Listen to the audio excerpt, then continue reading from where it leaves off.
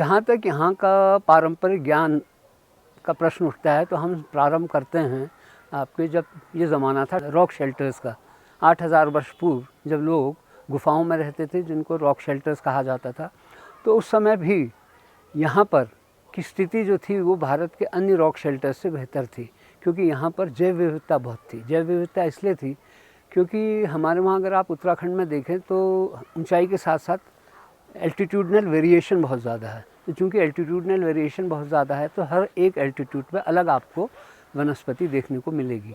तो यहाँ पर जो वानस्पतिक आवरण था वो बड़ा सुदृढ़ था। तो यहाँ के लोगों को जानवर मार के खाना, फूल पत्ती खाना, ये सब उनके लिए बड़ा आसान था। तो उनके लिए पास बहुत ज़्यादा समय था, तो उन लोगों ने चित्रकला को बहुत ज़्यादा प्रोत्साहन मिला उन्हें। और रॉक शेल्टर्स में अगर आप जाएंगे, जैसे आप जागेश्वर के पास जाइए लखुडियार, तो वहाँ आप देखेंगे कि रॉक पेंटिंग्स बहुत सुंदर बनाई गई हैं। उसमें डांसिंग की भी है, आखेट करने की भी है, नृत्य करते लोग हाथ में, जैसे जिसको हम कहते हैं झोड़े, जो आज झोड़ा हमारा बड़ा महत्वपूर्ण नृत्य माना जाता है, उसकी उत्पत्ति आपको रॉक शेल्टर से देखने को मिलती है। उसके बाद फिर हम आते हैं, एक पूरा हज़ारों वर्ष का इतिहास जो है वो दबा हुआ है अंधकार में। उसके बाद आता है यहाँ पर डायनेस्टिक हिस्ट्री। तो डायनेस्टिक हिस्ट्री जब हम देखते हैं तो हमको देखने को मिलता है कत्यूरी पीरियड। और कत्यूरी पीरियड से हम ये कह सकते हैं कि यहाँ का इतिहास हमें सब सही ढंग से या उचित ढंग से प्राइमरी सोर्सेज, प्राथमिक सोर्स के आधार पर मिलने लगता है। तो उस समय का अगर आप पारंपरिक ज्ञान देखें या उस समय की नॉलेज देखें या उनकी कला देखें, तो कत्यूरी लोगों ने जो सबसे महत्वपूर्ण कार्य किया था वो किया था मंदिरों का। जैसे जागेश्वर का मंदिर है और कई अन्य मंदिर हैं, ये सब कत्यूरी पीरियड की ही देन है। और इसके साथ कत्यूरियों के बाद जब चंद राजा लोग आए तो उन्होंने चंपावत में जो बालेश्वर का मंदिर है या अल्मोड़े में जो नंदा देवी का मंदिर है, जो बड़े उच्च कोटि के माने जाते हैं, और जैसे सन टेम्पल है कटारमल का, जो नंबर 2 माना जाता है भारत में, इस तरह की उन्होंने कलाकृतियाँ दी हैं। इसके साथ ही साथ फिर यहाँ पर फोक डांसेस जो हैं और फोक सॉन्ग्स जो हैं ये बहुत ज़्यादा लोकप्रिय है, क्योंकि लोगों के पास समय भी था और साधन जो थे वो बड़े सीमित थे। तो इस वजह से उन लोगों ने लोक डांसेस, फोक डांसेस की ओर ध्यान दिया। तो सबसे बड़ी और सबसे सुंदर चीज़ यहाँ पर ये है कि यहाँ के जो फोक डांसेस हैं और फोक लिटरेचर है, फोक कल्चर है, वो हमारे वनों से जुड़ा हुआ है। तो चूँकि यहाँ बायोडाइवर्सिटी बड़ी रिच थी, वन बड़े रिच थे, वन बड़े अच्छे स्थिति में थे। तो जैसे मैं आपको एक उदाहरण देता हूँ कि हमारे वहाँ एक न्योली गीत है। न्योली गीत जो है ये विरह गीत है। ये विरह गीत इसलिए लोकप्रिय है क्योंकि यहाँ के लोग जो थे वो ज़्यादातर फ़ौज में रहते थे, और चूँकि वो फ़ौज में थे तो 9 महीने, 10 महीने, 11 महीने वो अपने घर से दूर रहते थे, और उनकी नवविवाहिता जो थी उनको जो विरह की जो भावना उनके अंदर होती थी, उसने ही विरह गीतों को उत्पन्न दिया, जन्म दिया। तो हमारे जो विरह गीत हैं जिनको हम न्योली कहते हैं, आपको आश्चर्य होगा उसके लिए सबसे उपयुक्त स्थान जो है वो चीड़ का जंगल माना जाता है। चीड़ का जंगल इसलिए, कभी आप चीड़ के जंगल में जाएंगे तो आप महसूस करेंगे कि चीड़ के जंगल में जब हवा चलती है तो ऐसा लगता है कोई क्रंदन कर रहा है, दैट समवन इज़ मोर्निंग।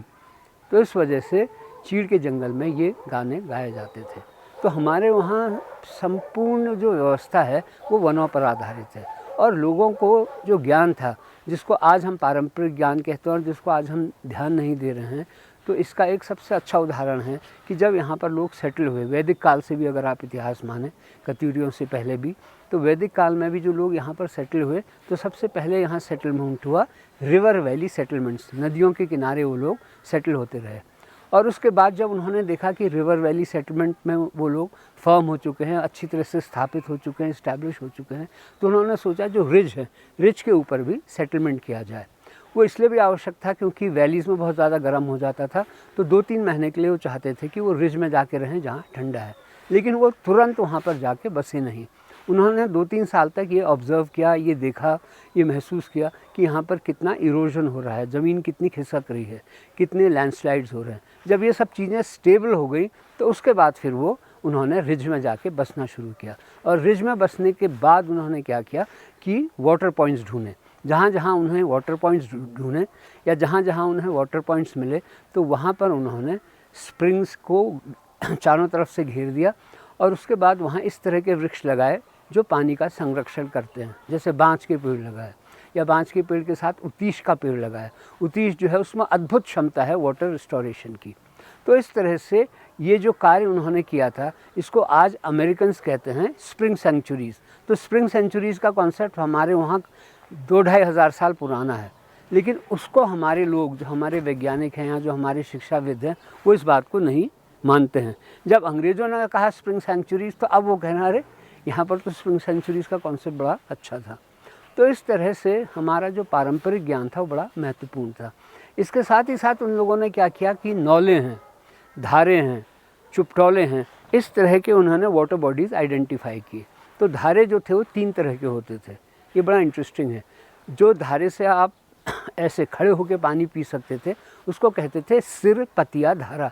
सिरपतिया धारा मतलब आपके सिर के लेवल पे है, तो आप ऐसे करके उसमें पानी पी सकते थे।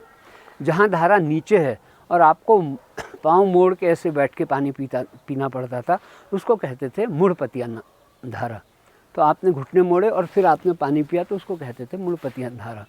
मुड़पतिया के धारे के बाद एक और तीसरा तरह का भी धारा होता था, जिसे पड़पतिया धारा भी कहते थे उस समय।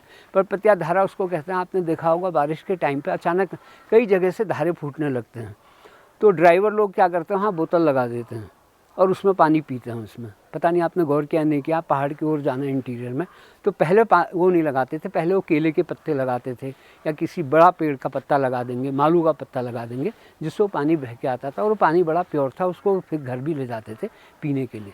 तो इस तरह से एक व्यवस्था थी। इसके अलावा दूसरी जो सबसे महत्वपूर्ण व्यवस्था थी वो थे नौले। नौले जिसको हम आज के संदर्भ में कह सकते हैं बावड़ियाँ। तो हमारे वहाँ बावड़ियों का कॉन्सेप्ट था। जैसे गंगोली हाट का एक नौला जो है वो बड़ा महत्वपूर्ण है। तो जितने भी हमारे नौले होते थे वो 3 तरफ से कवर्ड अप रहते थे, एक तरफ से उनको अंदर रास्ता था जाने का। और उन नौलों के चारों तरफ उन लोगों ने क्या किया था, वो वृक्ष तो लगाए थे जिससे पानी का संरक्षण हो, साथ ही साथ उन्होंने वो वृक्ष भी लगाए थे जो फलदार थे, जिससे वहाँ पर चिड़ियाएँ भी आएँ, जानवर भी आएँ। तो ये उनका मानना था कि पूरी बायोडाइवर्सिटी जो है उसका रिप्रेजेंटेशन जो है उस पानी के नौले में होना चाहिए। तो ये कार्य वो करते थे। इसके अलावा उसके आगे उन्होंने बैठने का स्थल भी बनाया हुआ था। तो महिलाएं जो थी जब नौले में पानी लेने जाती थी तो उनको आराम करने का मौका मिलता था, तो वहाँ पर बैठ के वो अपनी बातें भी करती थी और जो उनको मनोवैज्ञानिक समस्याएँ थी या कोई भी आंतरिक समस्याएं थी वो बड़ी बुजुर्ग महिलाओं के साथ डिस्कस कर लेती थी। और इस तरह से जो डी स्ट्रेस होता, जो आज हमारी सोसाइटी में इतना स्ट्रेस है, वो उस सोसाइटी में वो स्ट्रेस नहीं था। वो अपने को खुद इस तरह से डी स्ट्रेस जो है वो कर लेती थी। इसीलिए आजकल एक बात ये कही जा रही है, एक विधा है या विधि है जिसको कहते हैं शिनरिन योकिन। जापान में ये चला है। जापान में क्या है कि कई लड़के क्या कर रहे हैं कि जहाँ पर जंगल हैं तो वहाँ पर वो बुज़ुर्गों को छुट्टी मनाने के लिए ले जा रहे हैं और उन्हें डेली 10 दिन 15 दिन 10-15 मिनट वो जंगल में घुमाते हैं, बैठाते हैं, आराम करते हैं। वो हल्की आवाज़ में म्यूज़िक भी बन रहा है। तो उसकी वजह से क्या होता है कि ये देखा गया है कि डायबिटीज़ कंट्रोल हो गई है, हाई ब्लड प्रेशर कंट्रोल हो गया है और डी स्ट्रेस हो रहे हैं। इसको कहते हैं रिंशिन योकिन। तो लगभग यही चीज़ वो महिलाएं भी कर रही थी, हमारे लोग भी कर रहे थे। जंगलों में वो जाते थे, जंगलों में आराम करते थे, बुज़ुर्गों को ले जाते थे। अगर लकड़ी तोड़ने भी जाएंगे, घास लेने भी जाएंगे तो अपने साथ वो खाने का सामान भी ले जाते थे अपने, चाहे वो रोटी और गुड़ ही ले जाएं, लेकिन वो ले जाते थे और आपस में इसको बांटते थे। तो इससे एक कम्युनिटी फीलिंग भी आती थी और यही कम्युनिटी फीलिंग थी जिसने पहले समय में यहाँ वनों को संरक्षित किया था। यहाँ पर जब तक अंग्रेज़ लोग नहीं आए थे, प्री कॉलोनियल पीरियड जिसे हम कहते हैं, प्री कॉलोनियल पीरियड में यहाँ पर कम्युनिटी मैनेजमेंट था फॉरेस्ट का। और जो मैनेज करते थे, कम्युनिटी जो मैनेज करती थी, उस कम्युनिटी को कहते थे लाठ पंचायत।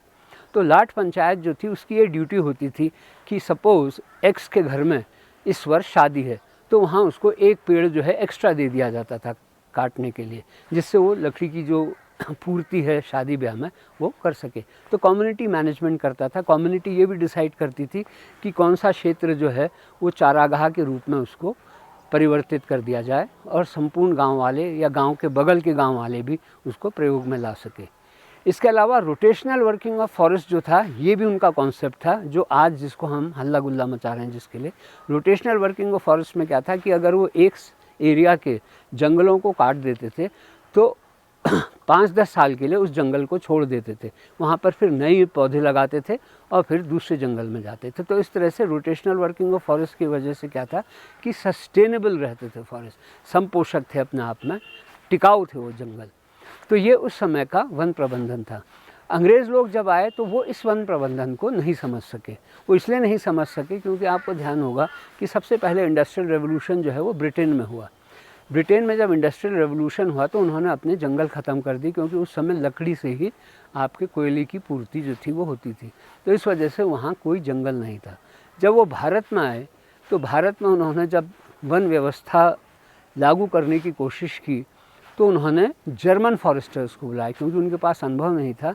तो जो जर्मन फॉरेस्टर्स थे उन लोगों ने यहाँ पर आके वन प्रबंधन किया। जैसे सबसे पहले जो था, जो first inspector general of forest था वो था आपके Brandis, who was a German.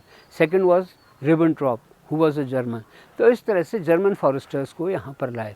तो जो जर्मन फॉरेस्टर्स थे उनकी बात को जो हमारे ब्रिटिश फॉरेस्टर्स थे वो इस बात को समझ नहीं सके। उन्होंने ये कहा कि जंगल और एग्रीकल्चर जो है ये दोनों चीज़ें साथ साथ होनी चाहिए। लेकिन हमारे जो वन प्रबंधन कर रहे थे अंग्रेज़ लोग वो इस बात को नहीं समझ सके। उन्होंने ये डिबेट प्रारंभ की कि वन ज़्यादा महत्वपूर्ण है सोसाइटी के लिए या एग्रीकल्चर ज़्यादा इम्पॉर्टेंट है। तो उस समय वॉल्कर नामक व्यक्ति, 1878 के बाद वॉल्कर नामक व्यक्ति एक एग्रीकल्चरल साइंटिस्ट था। तो इस एग्रीकल्चरल साइंटिस्ट ने ब्रिटिश पार्लियामेंट में एक डिबेट प्रारंभ की थी, फॉरेस्ट्री और एग्रीकल्चर। तो अल्टीमेटली क्या हुआ, इसका परिणाम ये हुआ कि जब वन प्रबंधन यहाँ प्रारंभ हुआ भारत में तो it became agriculture versus forestry, जबकि it should have been agriculture and forestry. Uttarakhand के लोग इस बात को समझते थे। अंग्रेज़ों के आने के बाद भी उन्होंने काफ़ी इस बात का विरोध किया। आप अगर गांव में जाएं और किसी बुज़ुर्ग से पूछें तो आप उससे पूछेगा कि आपको अगर ऑर्गेनिक फार्मिंग करनी है और उसको सस्टेनेबल बनाना है तो फॉरेस्ट और एग्रीकल्चर में क्या रेशियो है। तो जो रेशियो स्टैंडर्ड देंगे एवरेज, वे कहेंगे कि 1 हेक्टेयर एग्रीकल्चर के लिए आपको कम से कम 6 हेक्टेयर फॉरेस्ट की ज़रूरत है। अगर 6 हेक्टेयर फॉरेस्ट है तो एग्रीकल्चर जो है वो सस्टेनेबल होगा। वो क्यों होगा, अभी तो बहुत बड़ी एग्रीकल्चर डिबेट तो नहीं होनी, नहीं तो मैं आपको एक्सप्लेन करता। तो वो लोग इस बात को जानते थे। तो जब अंग्रेज़ लोग यहाँ पर आए तो उन्होंने जो हमारा वन प्रबंधन था उस प्रबंधन को ख़त्म कर दिया, हमारी लाठ पंचायत जो है ख़त्म कर दी। और 1878 का फॉरेस्ट एक्ट जब लागू किया तो उसके बाद लोगों ने महसूस किया कि हमारे जो हक हकूक़ हैं जंगलों में, जिस तरह से हम वनों का मैनेजमेंट करना चाहते हैं वो मैनेजमेंट ये नहीं कर पा रहे हैं। तो उन्होंने इसका बहुत विरोध किया। और फिर अंग्रेज़ों ने एक गलती की कि 1893 में उन्होंने एक नोटिफिकेशन निकाला। इस नोटिफिकेशन के अनुसार ये हुआ कि जो वेस्टलैंड्स हैं, वेस्टलैंड्स जो हैं उनको प्रोटेक्टेड फॉरेस्ट डिक्लेयर कर दिया या घोषित कर दिया। और ये प्रोटेक्टेड फॉरेस्ट जो थे ये सरकार के हिस्से में आ गए। वेस्टलैंड जो थे इनको प्रोटेक्टेड फॉरेस्ट कर दिया। तब लोगों ने महसूस किया कि उनकी जो चारागाह हैं वो चारागाह समाप्त हो रहे हैं। तो उन्होंने इसका बहुत ज़्यादा विरोध किया। 1907 में जनरल व्हीलर की अध्यक्षता में अल्मोड़ा के लोगों ने इसका विरोध किया। उन्होंने एक सभा भी बुलाई और 1908 में वो बरेली गए, जहाँ नॉर्थ वेस्टर्न प्रोविंसेस के गवर्नर का, उत्तराखंड नॉर्थ वेस्टर्न प्रोविंसेस में आता था, तो नॉर्थ वेस्टर्न प्रोविंसेस के गवर्नर के दरबार में उन्होंने ये बात प्रस्तुत की 1908 में। लेकिन वो इस बात को नहीं मानी क्योंकि उनमें ये समझ नहीं थी ये क्या कहना चाह रहे हैं। तो हमारे वहाँ वन प्रबंधन जो है वो बड़ा वैज्ञानिक था। वन प्रबंधन एग्रीकल्चर से जुड़ा था, वन प्रबंधन हॉर्टिकल्चर से जुड़ा था, वन प्रबंधन पानी से जुड़ा था, वन प्रबंधन हमारे लोकगीतों से, लोक संगीत से जुड़ा हुआ था। ये हमारे वन प्रबंधन की महत्व था। इसके साथ ही साथ अगर आप देखें तो हमारे जो एग्रीकल्चर से जुड़े फेस्टिवल्स हैं वो सब प्रकृति के साथ हैं। जैसे हरेला आप देख लीजिए, हरेले की जो हमारा त्यौहार है वो पूरा आपके हमारे एग्रीकल्चर से जुड़ा हुआ है।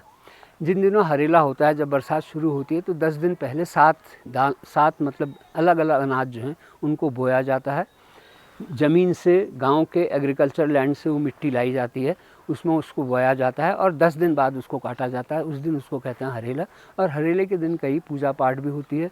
हरेले के दिन जो है हर बच्चा अपने माँ बाप के पाँव भी छूता है। ये सब कार्य होते हैं, मतलब बुज़ुर्गों को इज़्ज़त देना, ये भी उसका एक चीज़ है।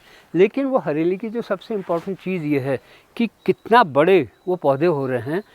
इससे वो पता लगाते थे कि जिस ज़मीन से वो लेके आए हैं उसकी उर्वरता कैसी है।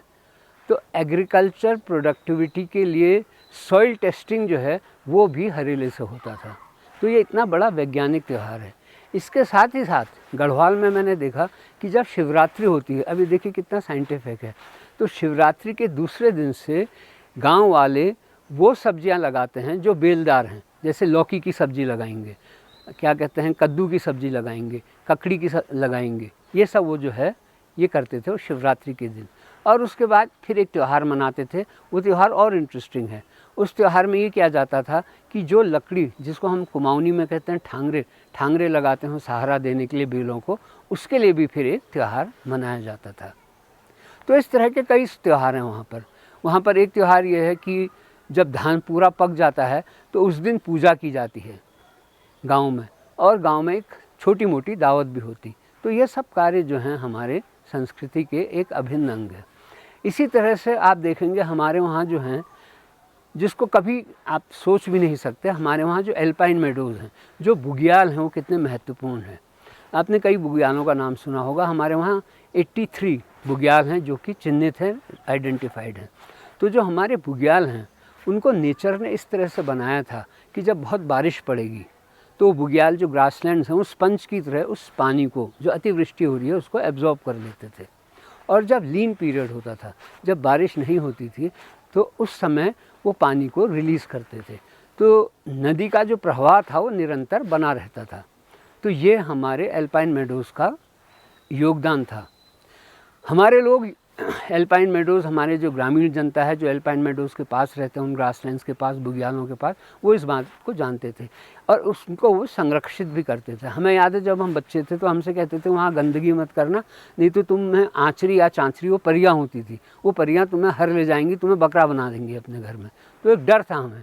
तो कोई भी बच्चा या बड़ा आदमी, क्योंकि बचपन से आपके मन में भय था कि यहाँ पर हमें गड़बड़ नहीं करनी। अब देखो आप, औली का बुग्याल है, उसमें आपने क्या कहते हैं वहाँ इंस्टीट्यूट खोल दिया स्कीइंग का। मैं उस इंस्टीट्यूट के अगेंस्ट नहीं हूँ, लेकिन कम से कम जब आप स्कीइंग इंस्टीट्यूट बना रहे थे तो इस बात को भी ध्यान में रखना था, क्योंकि इसके बाद कई और जगह भी आप बुग्यालों को नष्ट कर सकते हैं। इन्हीं बुग्यालों से जुड़ा एक बड़ा इंटरेस्टिंग फेस्टिवल है जो दयारा, एक दयारा बुग्याल है जो आपके उत्तरकाशी डिस्ट्रिक्ट में है। इस बुग्याल में होली जो है जुलाई में मनाई जाती है, जुलाई अगस्त में। क्यों? क्योंकि लोग जो हैं अपने जानवर ग्रासलैंड में ले जाते हैं दयारा बुग्याल में, और जुलाई अगस्त में खूब मक्खन और घी होने लगता है, क्योंकि गाय जानवर जो हैं ज़्यादा दूध देते हैं। तो उस दिन बुग्याल में जब होली मनाई जाती है बरसात में, उसमें लोग टीका पिठानी लगाते हैं, वो घी मक्खन से आपका स्वागत करते हैं। आपके चेहरे में घी लगा देंगे, मक्खन लगा देंगे, आपको मट्ठा पिलाएंगे। तो ये हमारे सांस्कृतिक धरोहर है। और इसी तरह से, जिससे पहले मैं समाप्त करूं, एक बंशी नारायण का मंदिर है। वो बंशी नारायण का जो मंदिर है वो साल में सिर्फ एक बार खुलता है, 365 दिन में सिर्फ एक बार। उस दिन, वो रक्षाबंधन के दिन, उस दिन महिलाएं जो हैं बंशी नारायण के राखी बांधती है। बाकी 364 दिन वो बंद रहता है, और वहाँ उस दिन नारद पूजा करते हैं 364 दिन। एक दिन मनुष्य, 364 दिन देवता। तो ये हमारा वो है एक balance between spiritualism and mundane world, आध्यात्मिक और जो साधारण जीवन है। यही आपको बद्रीनाथ में भी देखने को मिलेगा। ये जो बद्रीनाथ को कह रहे हैं कि साल भर खोलेंगे, ये ठीक बात नहीं है। इसलिए ठीक नहीं है क्योंकि हमारी जो परंपरा है, आध्यात्मिक परंपरा, उसके अनुसार जब 6 महीने पट बंद रहते हैं तो उन दिनों नारद मुनि जो हैं वो देवताओं की ओर से बद्रीनाथ जी की पूजा करते हैं। जिस समय बद्रीनाथ जी का पट कब खुलेगा और कब पट बंद होगा, तो पहले मनुष्यों को ये कहा जा रहा था तुम जाड़ों के टाइम पे करोगे पूजा यहाँ पर। तो उन्होंने बद्रीनाथ जी से प्रार्थना की, साहब हमारे बस का नहीं है। तो फिर ये डिसाइड हुआ, निर्णय लिया किया गया कि 6 महीने जो इस टाइम पे बर्फ़ बहुत रहती है उस समय देवता लोग करेंगे पूजा, और बाकी 6 दिन जो है वो हमारे मनुष्य करेंगे। तो ये सब चीज़ें हमारी परंपरा का एक बहुत ही महत्वपूर्ण अंग है। थैंक यू, बहुत बहुत धन्यवाद।